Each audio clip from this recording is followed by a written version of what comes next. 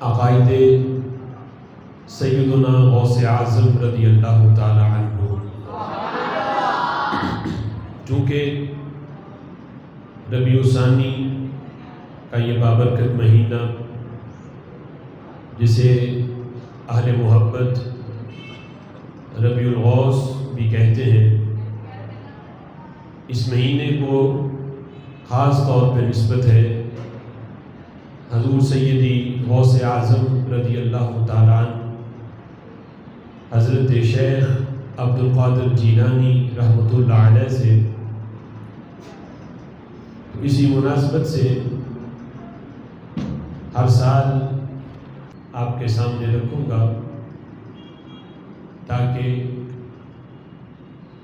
یہ حق کو پہچاننے والے اور حق کے جو طالب ہیں انہیں پتہ چلے کہ اہل سنت و جماعت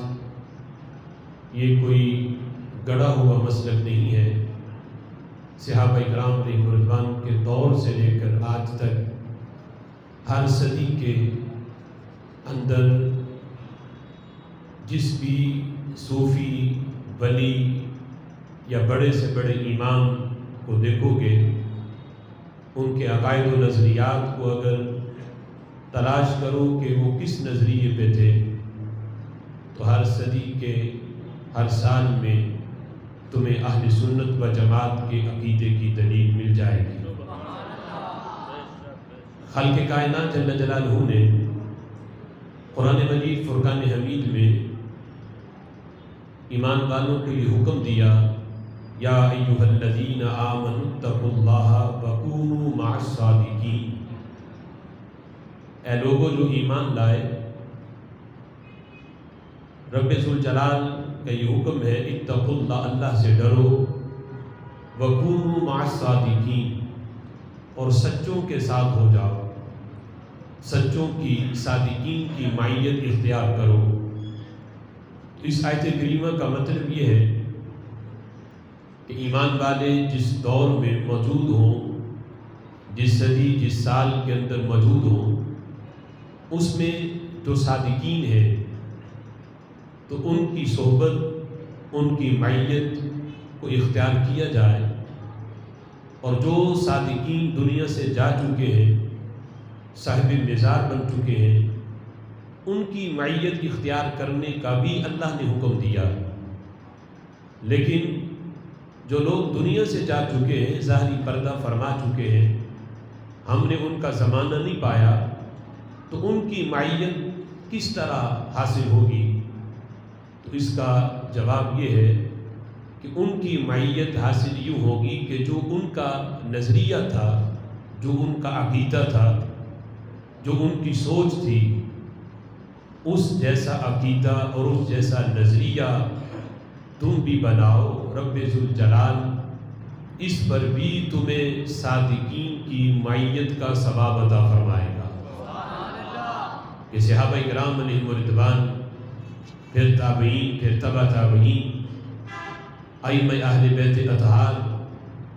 ہر صدی کے صوفیاء، اولیاء، ائمہ مجتہدین، ان کا جو نظریہ تھا، ان جیسا نظریہ تم جس دور میں بھی اپناؤ، رب ذوالجلال اس پر بھی تمہیں ان کی معیت کا ثواب دے گا۔ ویسے معیت تو ہر لمحہ ان کی بھی بندہ حاصل نہیں کر سکتا کہ جن کے دور میں بندہ موجود ہے، یعنی ہر وقت ان کے پاس رہنا اور ان کی صحبت میں بیٹھے رہنا، یہ تو جو دنیا میں موجود ہیں صادقین، ان کی معیت بھی ہر لمحہ اس طرح کے جسمانی معیت ہو کہ جس صحبت، جس جگہ وہ بیٹھے ہیں، بندہ ہر وقت ان کے پاس جا کے بیٹھا رہے، تو یہ تو جو دنیا میں موجود ہے، ایسی معیت تو بندہ ان کی بھی حاصل نہیں کر سکتا۔ لیکن جو آیت کریمہ کا یہ مطلب مفسرین نے لیا